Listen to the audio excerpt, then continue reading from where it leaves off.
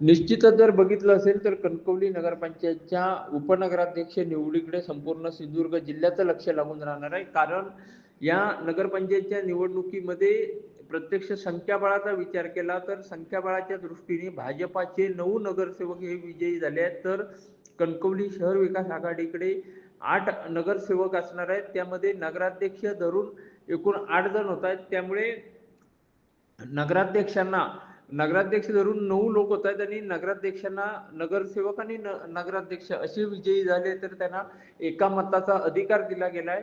तर दुसरीकडे समसमान मतं झाल्यावर कास्टिंग वोट म्हणजे निर्णायक मत देण्याचा अधिकार हा नगराध्यक्षांना असणार आहे.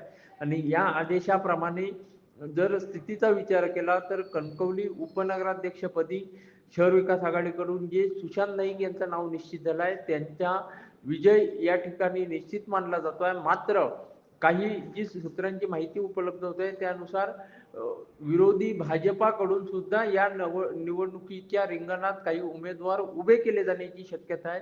आणि कुठेतरी जी भाजपाचे संख्याबळ आहे त्या भाजपाच्या संख्याबळाचा आधार घेत किंवा नियमांचा काही आधार घेत या ठिकाणी भाजपा सुद्धा आपले या निवडणुकीच्या दरम्यान फासे टाकणार आहे. परंतु एकूणच याबाबतची अधिकृत जरी कुठली भूमिका भाजपाकडून स्पष्ट केली गेली नसली तरी भाजपाकडून सुद्धा काही ठिकाणी काही बाबतीत या निवडणुकीच्या बाबतीत रणनीती आखली जात असल्याचं बोललं जात आहे.